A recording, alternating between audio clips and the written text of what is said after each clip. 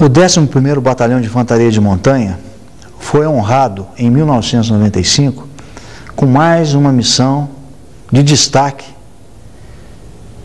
ao ser selecionado para indicar elementos para compor o Batalhão de Forças de Paz em Angola.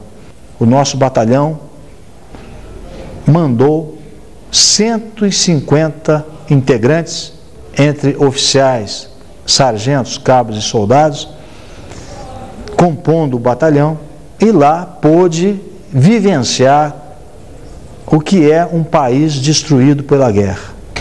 Portanto, eu agradeço a oportunidade que me é dada de participar desse documentário, e a partir de agora nós vamos passar aos depoimentos daqueles companheiros que estiveram lá em Angola, que participaram da missão como um todo, e irão ver também, serão vistas também cenas do que foi essa missão de paz lá em Angola. Para finalizar minhas palavras, mais uma vez, os votos de sucesso e felicidades, e nós estaremos aqui, à retaguarda, dando toda a força, todo o apoio e todas as nossas orações em intenção a vocês que agora partem. Felicidades a todos. Montanha! Montanha! Tem uma mucana que chegou da terra, a terra do samba, o sonho das penas. Tem uma mucana que chegou de lá, do outro lado do mar, e onde a saudade não sai, a felicidade não chega. E onde a saudade não sai, e a felicidade não chega. Chegada de determinação do comandante da brigada na preparação dessa companhia, foi levantado dentro do 11º Batalhão de Infantaria de Montanha os voluntários para participarem dessa missão. Feito esse levantamento, notou-se que o efetivo foi muito grande de voluntários. Isso permitiu que se fosse feita uma seleção bem rigorosa e se levasse realmente o pessoal com as melhores condições técnico e psicológico para o cumprimento da missão.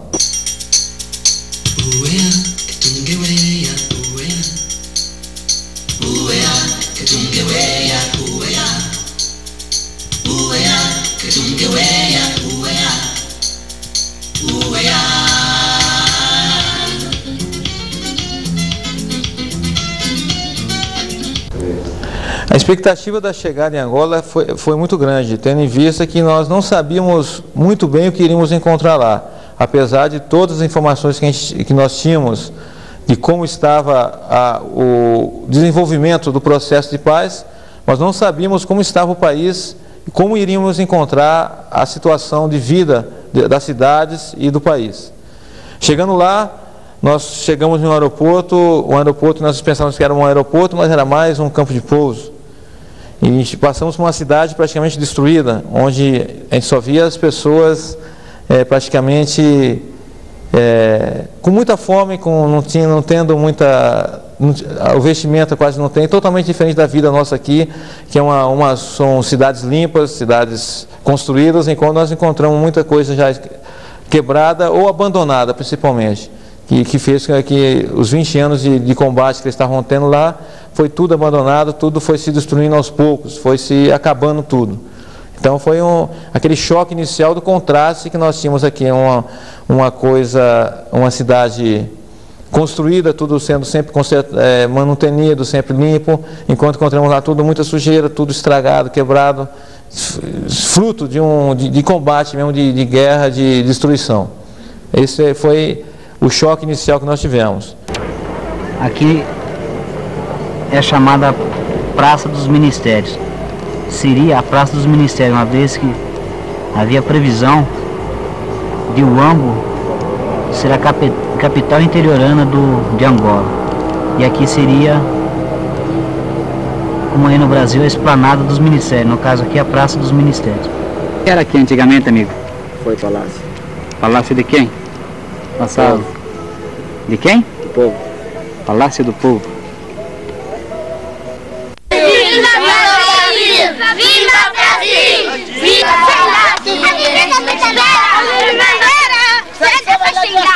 mais velho do Cababa, ninguém se mete lá. Ai, velho do Cababa, aqui não faz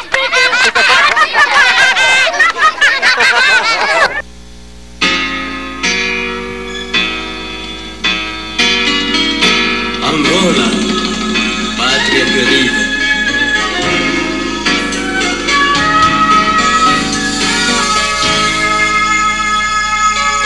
Eu sou de Angola, país deixado pelos meus antepassados. Pergunto-me por que vivo longe da minha terra. Minha Angola, um dia havemos de nos ver.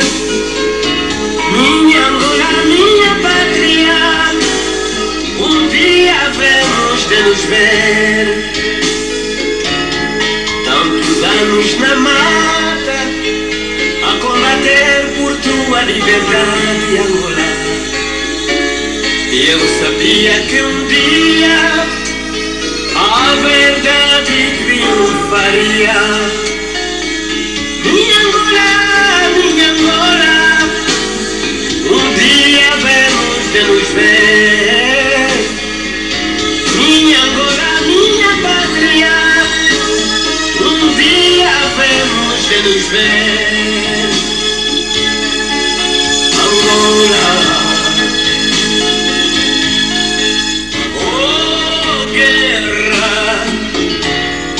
deixa minha terra viver em paz. Angola, reconciliação. Então aqui a gente vê muito contraste, assim como vê casa destruída, que foi mostrado, vê-se casa que já foram reformadas e bonita. Carro velho, antigo, como se vê carro de último lançamento, carro bem novo. Quer dizer, o contraste que existe, a pobreza e a riqueza. Guerra, deixa minha terra viver em paz. Angola, reconciliação.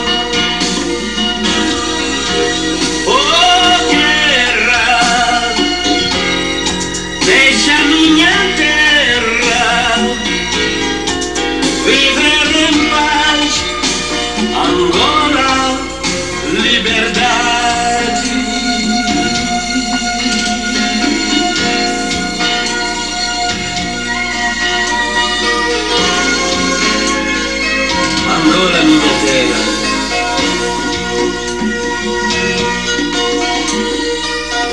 Angola, pátria querida.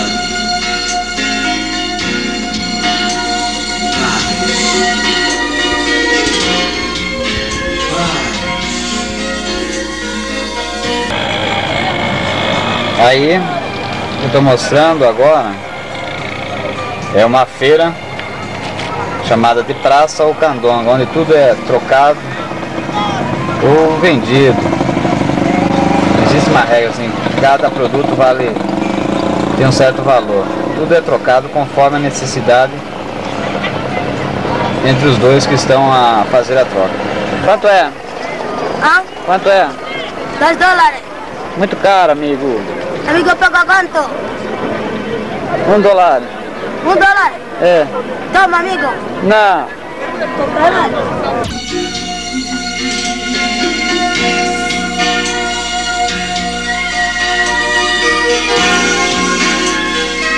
Angola, minha terra.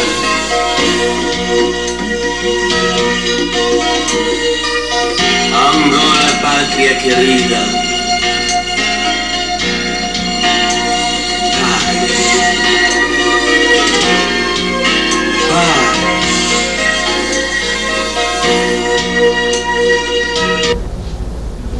Então chegamos na nossa base, onde nós notamos o grande trabalho que teremos que desenvolver, porque ela não estava totalmente pronta e ao mesmo tempo já estava em processo a montagem da área de aquartelamento. Então vimos que tínhamos um trabalho duplo a realizar, com um agravante que era o período de chuvas. Praticamente o período de chuvas lá, a chuva é muito forte todos os dias. É uma região que não tem pavimentação, então é mato, lama direto, as estradas todas destruídas. Então já notamos que íamos ter uma dificuldade muito grande para fazer qualquer trabalho que surgisse para a gente. Nós começamos inicialmente na reestruturação da companhia, que estava da companhia na sua base, onde havia muitos melhoramentos a serem feitos, em função do contingente anterior ter tido muita dificuldade para se instalar lá, em função da não colaboração do próprio pessoal da UNITA, que era responsável pela área, em se facilitar a instalação da companhia. Cabe salientar que a área que nós estávamos lá era totalmente dominada pela força de oposição ao governo, chamada UNITA, que era a parte dos guerrilheiros. Então eles eram muito hostis, eles tinham muita reserva quanto ao contato com a ONU ou qualquer estrangeiro.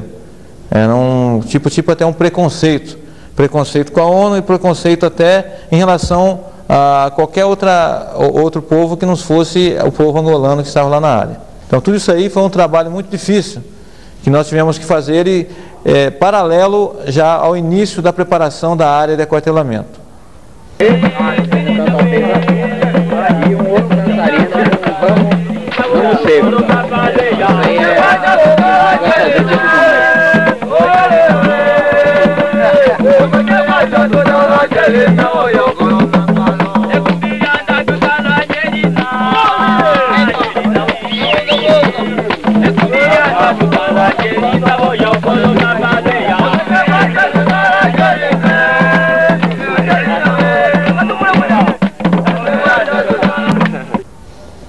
eu estou falando em área de aquartelamento, mas cabe dizer, a área de aquartelamento é uma área onde foram reunidos os guerrilheiros que estavam espalhados no terreno.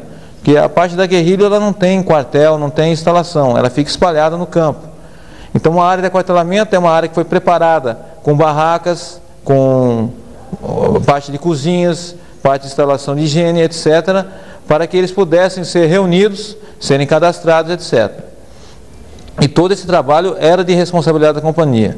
Então a companhia teve como missão preparar uma área de aquartelamento, receber os guerrilheiros, podemos assim dizer, os combatentes da UNITA, registrar esse efetivo, que foi em torno de 5.000 homens, receber seu armamento, cadastrar esse armamento e manter esse efetivo nesta área de aquartelamento através de apoio de alimentação, etc., que a parte da ONU também tinha uma equipe para isso.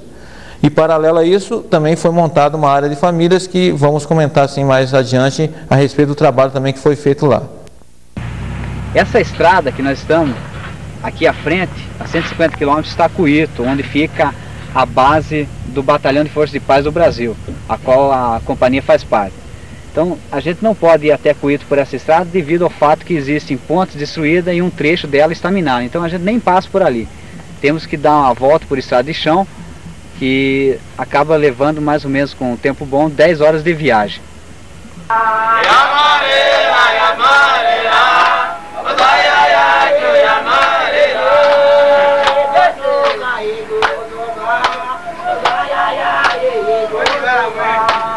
Ego toca,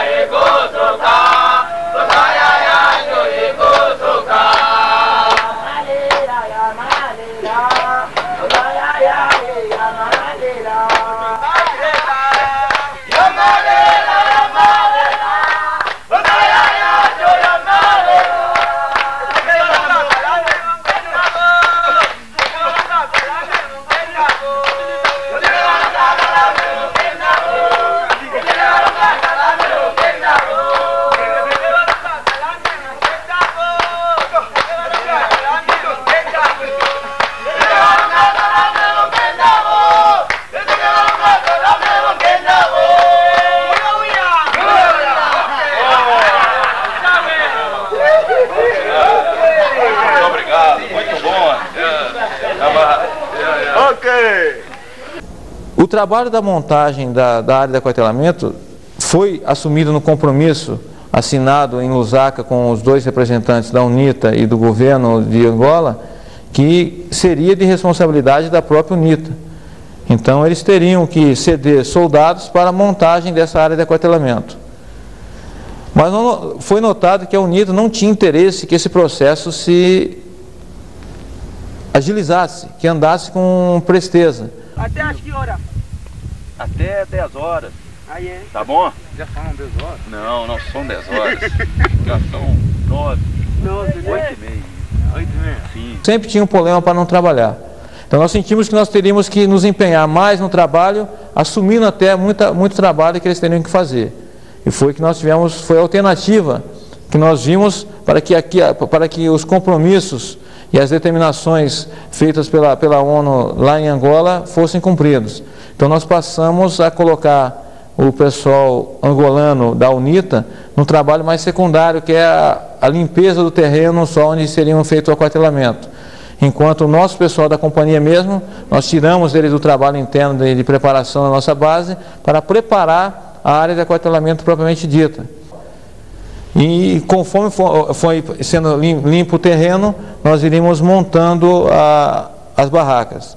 A montagem desse acampamento foi apoiada por um engenheiro militar da Suécia, que era também observador militar da ONU lá em Angola, que foi designado para isso. Então nós tínhamos um apoio de uma seção de engenharia da Índia, que participou conosco dos trabalhos. Eles faziam mais o trabalho de engenharia, de preparação das ruas e a montagem das casinhas onde seriam os banheiros e as latrinas que eles seriam utilizadas. Desta área de aquartelamento, que era dividido em grupos de barracas de 38, 40 barracas, em cada grupinho, em vários quadrados de 38 barracas aproximadamente. O prazo era curto para a preparação, tendo em vista que nós chegamos em início de março e em meados de abril já teríamos que estar pronto para começar a fazer o aquartelamento.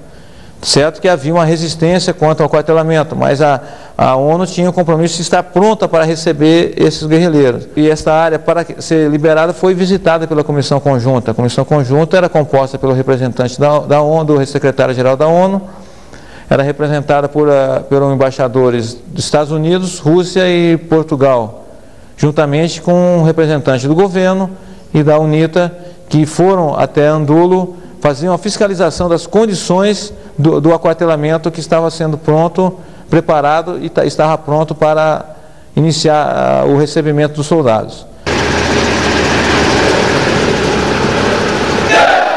Viva África! Viva! Viva África! Viva! Viva Angola! Viva! Viva Angola! Viva! Yeah, yeah, yeah! Yeah!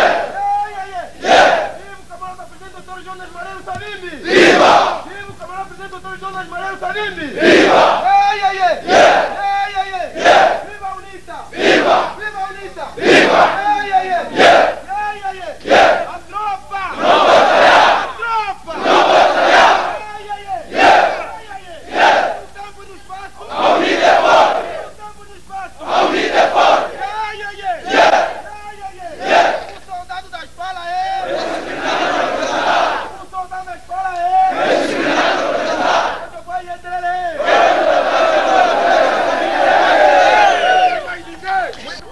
Quando foi declarado que estava em condições para ser aberta a área de aquartelamento, oficialmente teria, então foi autorizado, foi determinado que a UNITA trouxesse os seus soldados.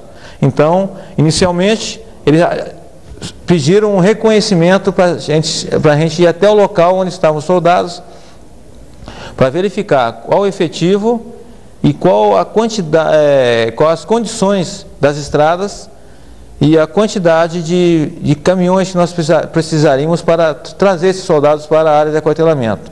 Então, com isso, eles conseguiram não enrolar a gente, enrolou a ONU, propriamente dita, em torno de 15 dias, só para se fazer esse acerto onde iríamos buscar os soldados. Após isso, iríamos iniciar a busca de soldados conforme eles queriam. Nós não estávamos escolhendo o local que iríamos buscar. Eles falaram que eles entregaram uma relação de cidades não podemos dizer, povoados, onde iriam ser reunidos esses soldados, e onde nós iríamos lá buscá-los e trazê-los para a área de aquartelamento. Então, após esse reconhecimento todo, tivemos que verificar a situação de estradas, a situação de pontes, tendo visto que muitas estradas lá estavam interditadas em função de minas, né? Muitas pontes estavam caídas, estavam muito precárias, praticamente não conseguia se passar com caminhão, praticamente dito, tínhamos que o pessoal atravessar a pé. Então, tudo isso aí teve que ser levantado para se evitar algum problema de acidente nesse transporte. Porque as estradas, principalmente, tinham que ser muito bem reconhecidas em função, principalmente, do problema de minas, que é muito espalhada em Angola e foram espalhadas com muita irresponsabilidade, sem planejamento. Então, praticamente, quando se colocavam as minas, praticamente não existia informação se foi colocado em tal área ou não. A segurança que nós tínhamos, que nós levávamos sempre um grupo deles com a gente, oficiais da UNITA, que nos acompanhavam para a busca desse pessoal. Então, isso é que foi a nossa segurança, propriamente dita, e não de saber se tinha alguma coisa ou não. Então, feito esse reconhecimento, então, como eu estava dizendo, já estávamos em condições de fazer a apanha desse pessoal. Então, ao final de abril, nós iniciamos viagens praticamente diárias, que nós trazíamos em torno de 100 a 250 guerrilheiros para a área de aquartelamento. Nós íamos para a área que eles estavam. Já era aquele drama grande que a família queria vir junto, não podia vir, aquela coisa toda, já criavam, eles mesmos faziam de questão de criar um problema, então já atrasava muito isso daí. A mulher subia no caminhão, não podia subir, as crianças subiam, não podiam, tinham que ficar com uma data posterior que as famílias viriam, então era uma situação difícil. Então nós perdíamos praticamente o dia todo para trazer esse grupo, para se fazer um registro desse pessoal, o registro tanto das armas que eles traziam, quanto ao registro, uma identificação deles, já que eles não têm, lá eles não tinham documento, muitos não sabiam nem quando tinham nascido, não sabiam mais ou menos a idade. Então era uma dificuldade grande. Então eles chegavam na área de aquartelamento, tinha uma área anexa à administração, chamada área de registro, propriamente dito, onde a primeira instalação que eles tinham era a instalação que a companhia tinha responsabilidade, que era a instalação onde nós recebíamos o armamento que eles traziam. Então eles traziam as armas, nós anotávamos todas as armas que eles traziam, toda a munição que eles traziam. Isso eram nossos soldados, nossos sargentos que faziam isso, sempre acompanhado também por um oficial da UNITA que estava lá também anotando tudo que eles estavam entregando, para haver um controle maior disso aí.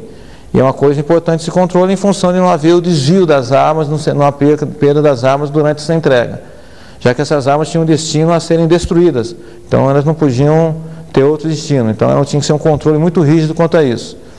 Na dignidade, na liberdade dos corações. Vamos fazer a entrega simbólica da arma e como exemplo, a arma que será entregue é daquele comandante, o melhor comandante que vocês conheceram, que é o nosso adjunto aqui, é o meu adjunto aqui.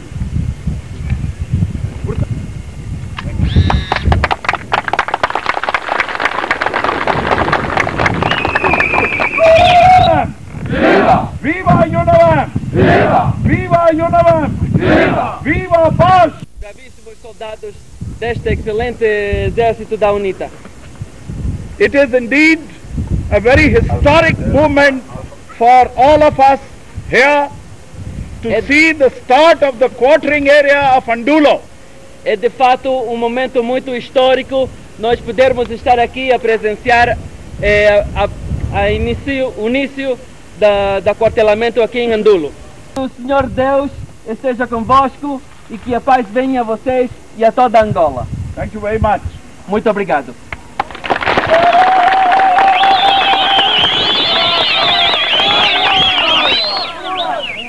Viva! Viva! Viva Angola! Viva! Viva a paz! Viva! Viva a paz! Viva! Viva a paz! Viva! O Coronel Mato, o comandante-geral de toda a região. O Coronel Mato tem aqui à frente dos subordinados, praticamente o batalhão de EPAM. Então esse será o primeiro contingente a ser aquartelado no quartel de Andulo. Junto com o aquartelamento, ele será feita a entrega de todo o armamento. Já carregou a filha? Comando regional. Adjunto. Não, comando aqui. Não ri, comandante de batalhão. Não, comandante, tem comandante da faixa, onde saiu. Agora é adjunto comandante da regional. Tudo bem. You are very lucky.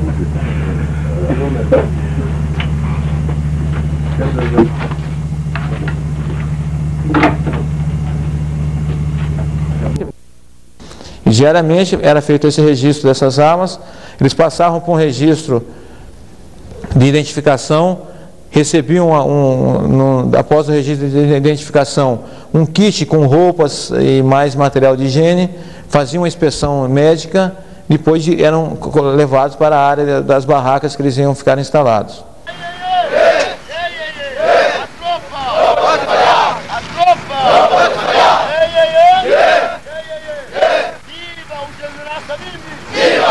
No trabalho dessa busca dos soldados, nesse registro do soldado, a recepção dele, permitiu que a gente fizesse algumas observações em relação ao soldado da UNITA. Os soldados, pelo menos, que foram se apresentar voluntariamente para serem aquartelados. Praticamente todos eles não tinham nenhum sapato para vestir, eram todos descalços e maltrapilhos. Eles tinham a arma, mas eram maltrapilhos. Então nós chegamos à conclusão que talvez não fossem os melhores soldados da UNITA, propriamente dita. Então eles estavam procurando engabelar um pouco a ONU, colocando o pessoal mais fraco, mais doente, ou então até civis que eles estavam impondo que fosse lá. Está certo? Durante o registro, o trabalho que nós estávamos fazendo, não podíamos falar isso abertamente. Nos nossos relatórios nós colocávamos algumas observações em função da situação que nós estávamos vivendo lá. A gente não podia ir de encontro, de frente, bater de frente com a direção da guerrilha, nem do comando político que estava na área. Porque essa situação de guerra, de guerrilha, essa situação que a gente vivia lá é uma situação muito delicada. Então tinha que se pensar 10 vezes no que falar, tinha que se pensar 10 vezes no que se fazer, para não causar constrangimento. Porque principalmente eles se sentiam agredidos só com a presença da ONU lá, é uma agressão para eles, é uma invasão, é uma comprovação da incompetência deles de administrar uma guerra, de administrar um país. Agora, apesar dessa estarem maltrapilhos, a maioria estava armado. Não vamos dizer a maioria não, agora é melhor. No início a maioria estava, depois da metade do aquartelamento já se caiu, 60% aparecia lá, não tinha nem arma com eles. Eles iam lá como civis, diziam-se militares, né? A maioria, em torno de 50%, 60% conhecia as armas. Eu acho que num país que viveu em guerra há 20, 25 anos, querendo ou não, mesmo não sendo militar, acaba conhecendo como é uma arma com utilização. Mas nós fazíamos as perguntas a respeito como é que era o tipo de arma que ele estava usando, se funcionava essa arma, como se preparava a arma para atirar, como se atirava. E notamos que tinha praticamente 30% a 50% não sabia muito nem fazer o uso da arma. Então notamos que havia muitos civis no meio daqueles guerrilheiros que talvez eles poderiam até lutar na guerrilha em função da necessidade de se defender, mas que tinham formação militar, era ali não mais que 50% que tinham uma formação militar mínima de treinamento. O restante foi formado assim, no tapa ou na necessidade de lutar. Isso se lutaram, né?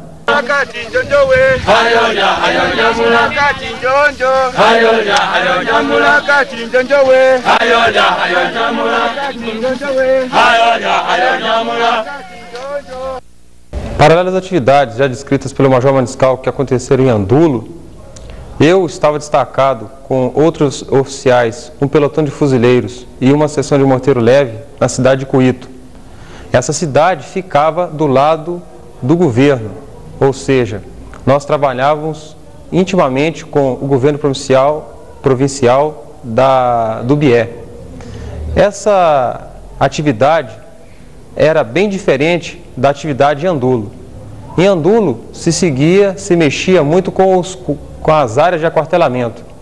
Em Cuito, nós mexíamos mais com a escolta de autoridades, com o patrulhamento de eixos e vias de acesso, com a observação de pontos para fiscalizar o cumprimento das normas do Tratado de Lusaka, e também uma parte muito importante já vinculada em outras redes, que era a parte de ação humanitária.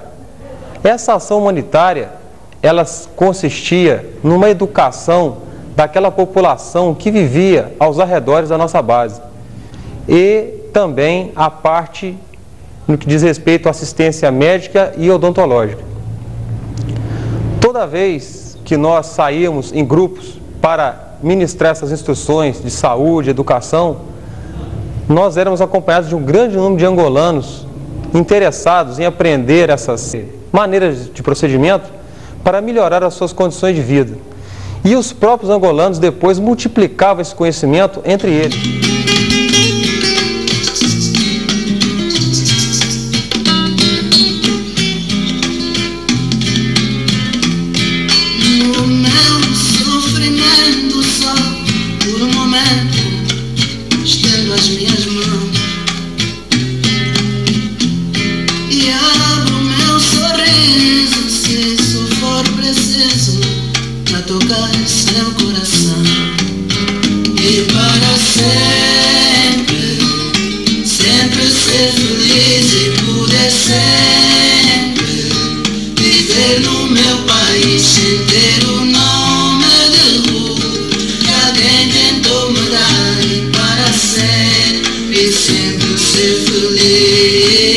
A nossa vida na base era um pouco diferente da base da Companhia Andulo. Por se tratar de uma base de batalhão, nós tínhamos mais conforto do que o pessoal de Andulo, que estava isolado.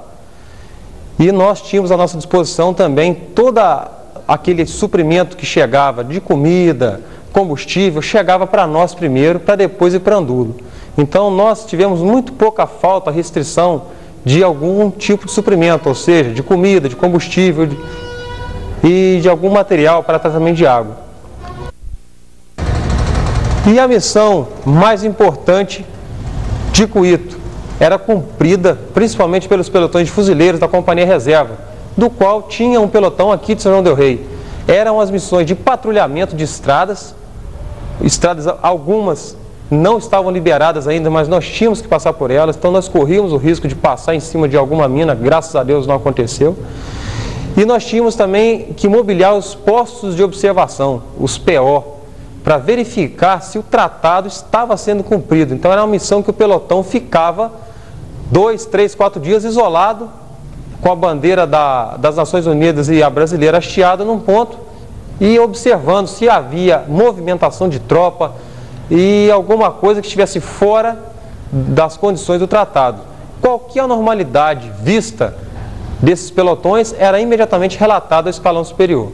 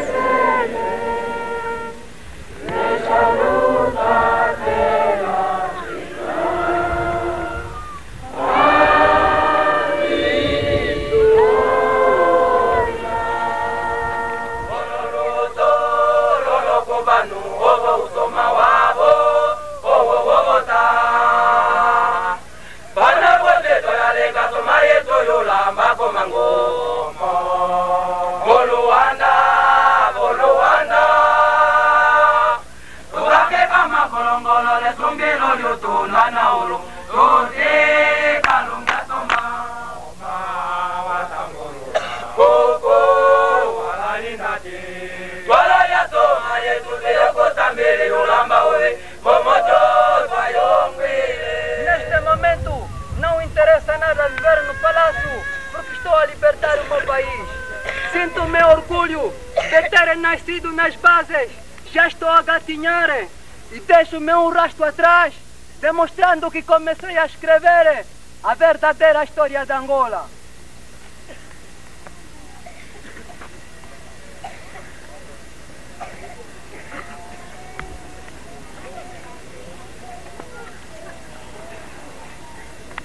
Memória do companheiro Arão Cunga. No horizonte trêmula, esta é a esperança dos camponeses e operários. sempre oprimido, da sua mobilização fazer força, defender a pátria amada, todos unidos, as massas populares, penso inexpugnável, para formar um soldado destemido, da filosofia princípio dos oprimidos, com ela reescrever a nossa história demorável. Dos intelectuais, forma-se os quadros do povo, lutadores e quadros, imperialista, colonialista, tudo extirpar. Bandeira é a liberdade do nosso alvor. Mamã, não queremos acordar, Ambundo. Mãe, acordamos, estamos todos nós.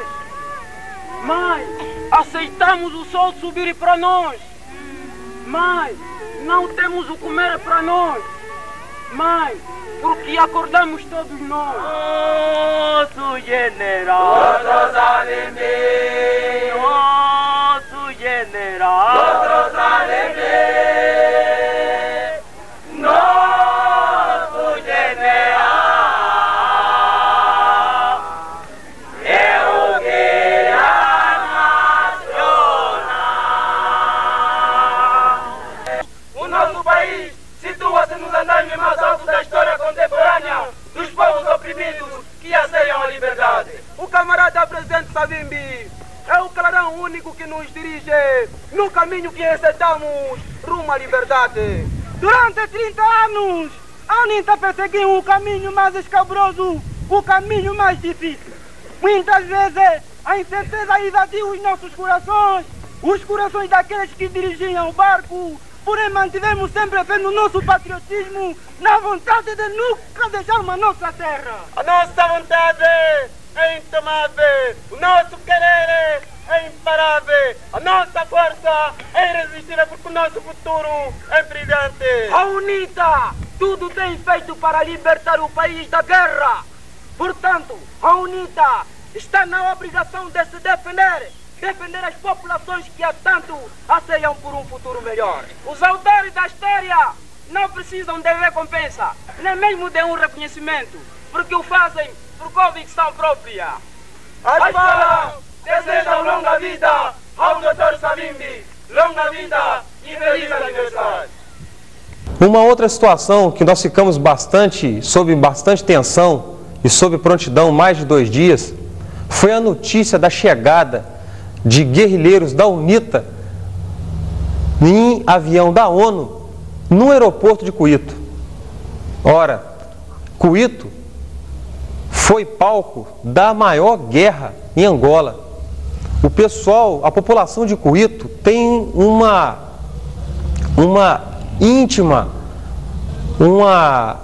raiva, vamos assim dizer, muito grande do guerrilheiro da UNITA. E a notícia da chegada de guerrilheiros da UNITA no coração de Cuito, ou seja, o seu aeroporto, deixou a população e as autoridades provinciais muito tensas. Em consequência, quem deveria propor a segurança disso tudo, nós, da ONU, ficamos mais tensos ainda. Numa situação de mais de 12 horas total no aeroporto, em total atenção, esperando a chegada desse avião, que por sorte, na última hora, o comando da ONU resolveu não levar esses guerrilheiros para Cuito. É verdade que isso tudo faria parte do plano de que o guerrilheiro da UNITA deveria integrar o novo exército angolano. Para isso, esses guerrilheiros da UNITA incorporariam as tropas do governo que estavam em Cuito. Na última hora, depois de vários conselhos nossos, o comando da UNAVEM resolveu voltar atrás nessa atividade e esses guerrilheiros não foram mais para Cuito. Com certeza, se eles fossem para lá, nós teríamos problema. Pois que não é nada fácil, o nosso soldado que combateu durante anos encontrar a compreensão de juntar-se junto daqueles que durante 16 anos foram o seu inimigo. O processo da seleção das tropas terminou com o resultado de 19 homens voluntários para as FARC. O mundo critica-nos, mas para nós pensamos que o processo processo terminou com êxitos, porque no nosso seio de 4.450 homens, ainda alguns voluntários que por si próprios decidiram ir apareceram. O que estava acontecendo anteriormente? A UNITA, ele era composto de várias tribos que tinham um inimigo comum, que era o governo angolano. O governo angolano. Quando acabou a guerra, que foi assinado o Tratado de Paz, essas tribos que estavam unidas contra o inimigo comum ficaram sem um motivo maior para permanecerem unidas. O que aconteceu? Dentro das áreas de aquartelamento, essas tribos, com razões centenárias de rivalidade, deixaram que aflorasse todos esses sentimentos. O resultado disso foi uma guerra de facões, vamos assim dizer, uma briga de facões muito grande entre duas tribos, dentro da área de aquartelamento, entre o próprio pessoal da UNITA. Nós, da ONU, não poderíamos intervir, só que uma das tribos, se vendo em dificuldade, correu para a nossa área, para a área de administração do quarto em área. Essa área é de nossa guarda, de nossa responsabilidade. Então, toda a nossa tropa foi acionada para defender as instalações, principalmente. E as autoridades da UNITA foram chamadas. Falarmos sobre o acontecido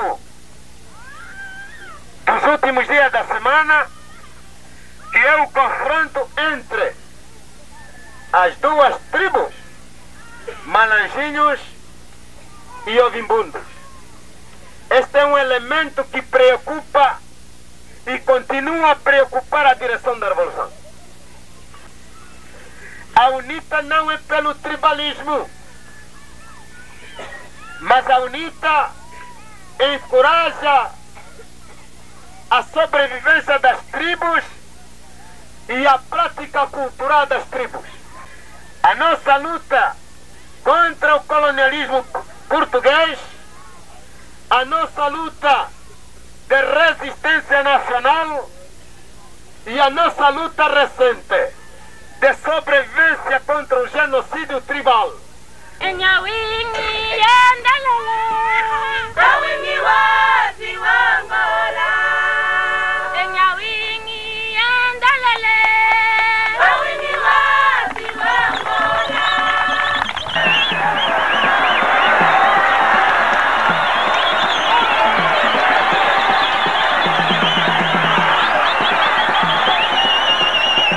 Uma característica muito importante da parte da guerrilha lá em Angola é que onde o soldado ia, estava a mulher e os filhos com ele.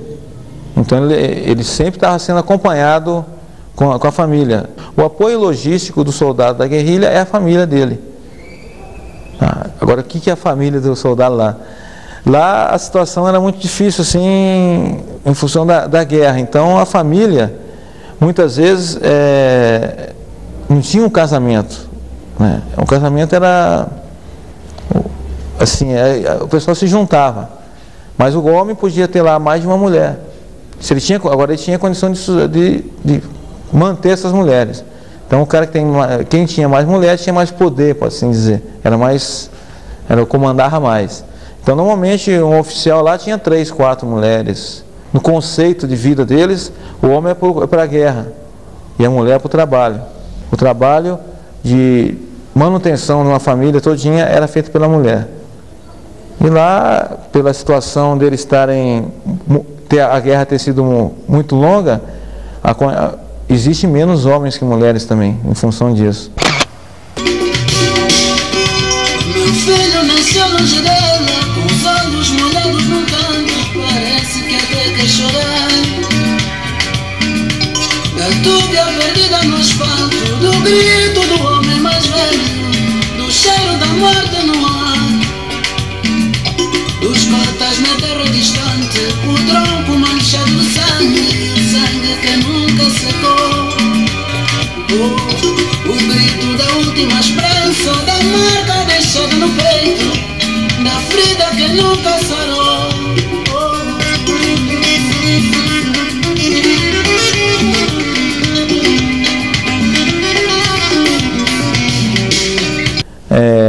uma organização, tipo um sindicato das mulheres.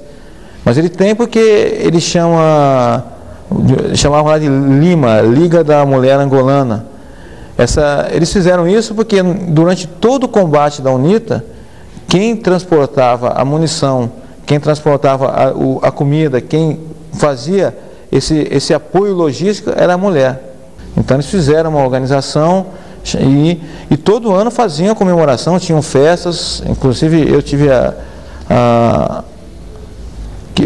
participação em uma festa que teve, foi durante a nossa permanência lá, foi comemorado o Dia da Mulher Angolana, segundo a UNITA, né, não o governo. De 18 de junho de 1973 a 18 de junho de 1996, o público vai responder. São 24 anos de existência da Lima.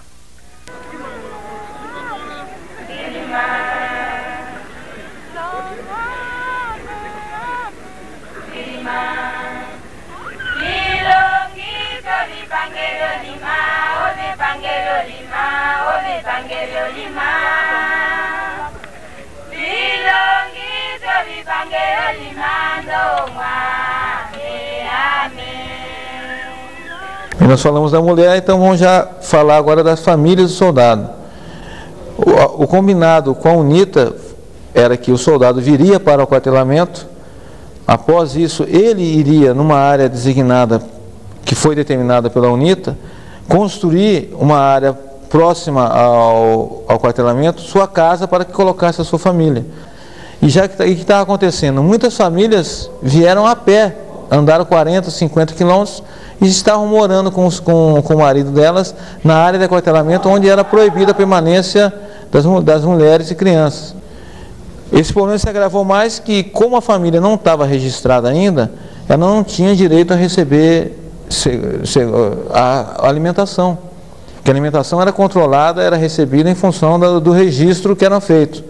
Então o soldado foi registrado, esse registro ia para Luanda, em função desse registro eram mandados cada 15 dias caminhões com a alimentação a ser distribuída para o soldado. Só que a família não estava registrada, não tinha comida.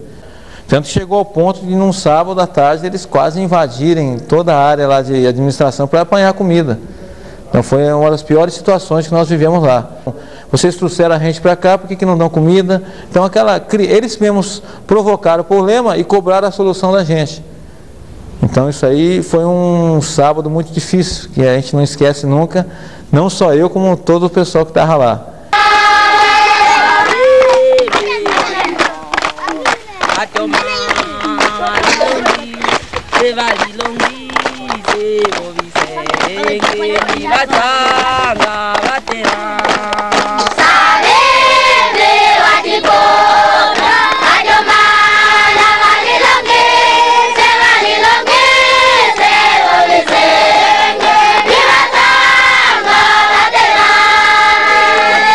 E a parte da segurança era a nossa responsabilidade. Então, para ter uma segurança maior na tranquilidade dos ânimos, né, dos soldados, nós colocamos uma equipe então para trabalhar na preparação da área de famílias.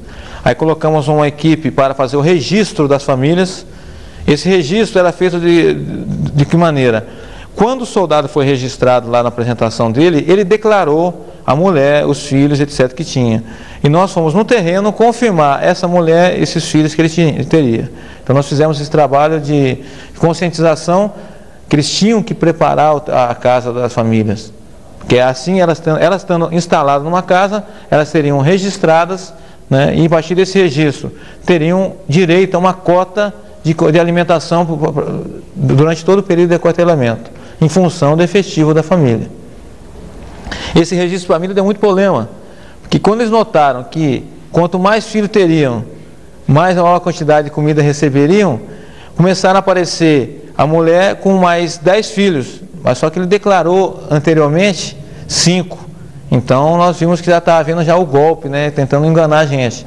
Então nós fazíamos uma pressão e descobrimos que realmente eram 5 filhos. Então foi um trabalho difícil de conscientizar que eles não podiam estar fazendo isso, que ia acabar faltando comida para eles mesmos.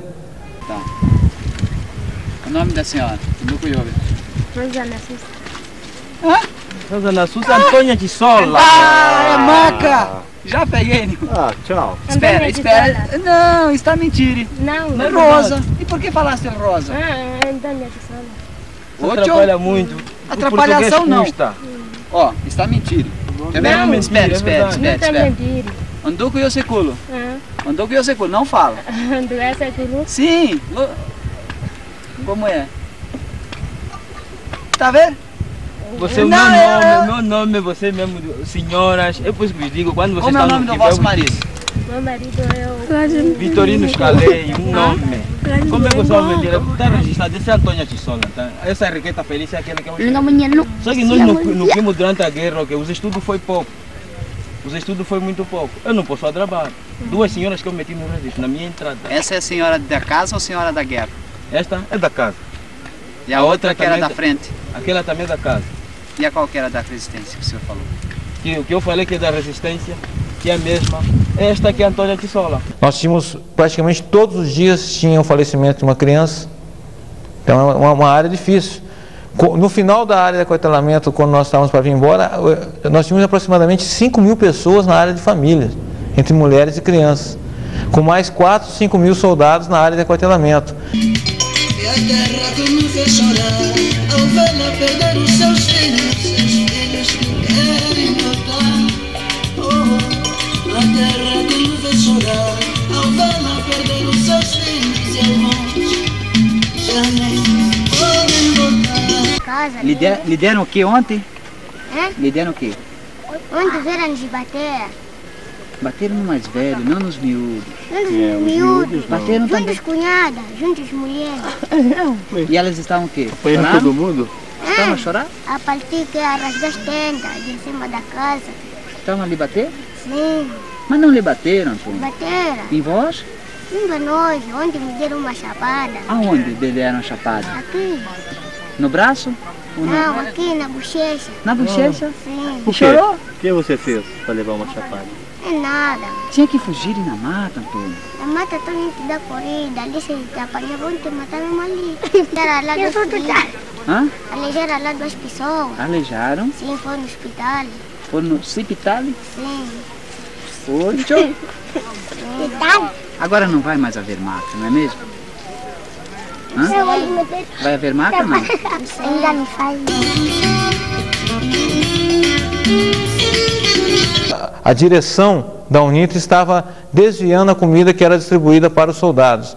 E houve um tumulto sério também, onde quase chegaram às vias da agressão para cima de nossos soldados, para cima da gente, em função da falta de comida, pela precariedade da comida que estava sendo distribuída. E nós tivemos que, no dia dessa formatura, fazer uma retirada às pressas do local da formatura para não haver o confronto com os soldados, já que eram 60 soldados nossos contra em torno de 4.000 que estavam ali em forma exaltados por problema de alimentação. Esse problema foi levantado, foi levado à direção da UNITA, onde o próprio comandante de campo da UNITA foi destituído em função desses problemas todos e foi colocado um outro.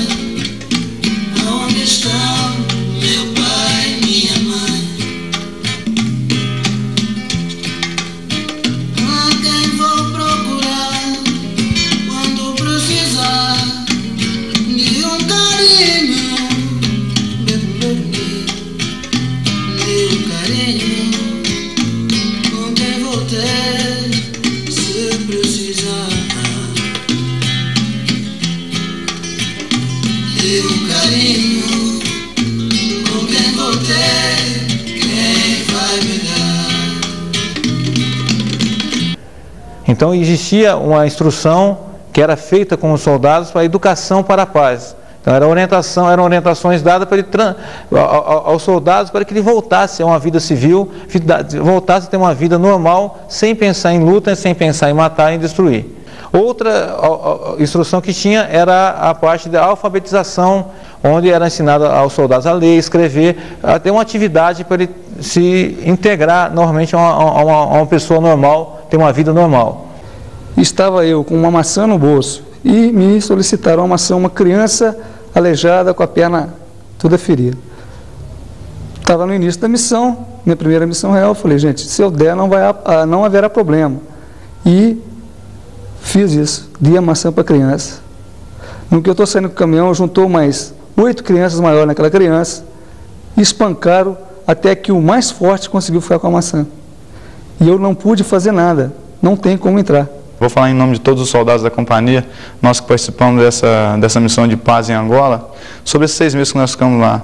Foi muito bom, não só como militar, que nós todos somos como militares, mas também mexeu muito com o nosso lado humano, nosso lado como pessoa, coisas que a gente às vezes só via falar por televisão, ouvir em telejornais, a gente teve a oportunidade de ver e sentir como que é a coisa de perto. Eu acho que é a coisa que nós vamos guardar pro resto das nossas vidas, quem for continuar a carreira militar, quem não for continuar. Nós conhecemos lá pessoas de outros países, as pessoas que eram civis, que trabalhavam para a ONU, nós ficamos muito amigos dele, o pessoal da ONU, conhecemos culturas diferentes. A gente também tinha a convivência com a UNITA, que a gente convivia muito de perto, eram as pessoas humildes, trabalhou duro, mas acho que foi uma coisa muito válida. Meus prezados comandados da Companhia Tiradentes, é com justo orgulho e forte emoção que dirijo-me a vocês nesta data tão significativa para o nosso Exército Brasileiro. E dirijo-me com a mensagem de otimismo. O sucesso do trabalho que vocês vêm realizando aí em Angola já é um fato incontestável. A paciência, a humildade e a perseverança, sem dúvida, estão a norteá-los como infantes especiais de montanha que são. Que o espírito imortal da infantaria brasileira continue a inspirá-los, sob a égide do invicto brigadeiro Antônio de Sampaio, nosso bravo patrono. O 11º Batalhão de Infantaria de Montanha, o Exército Brasileiro e o Brasil estão orgulhosos de vocês. Prossigam na missão. A vitória está perto. Sejam felizes. Para a frente e para o alto. Montanha, Brasil. São João del Rei, 24 de maio de 1996. Antônio Carlos Galvão Del Mônaco, Tenente Coronel da Arma de Infantaria, comandante do 11º Batalhão de Infantaria de Montanha. A guerra acabou! A guerra acabou!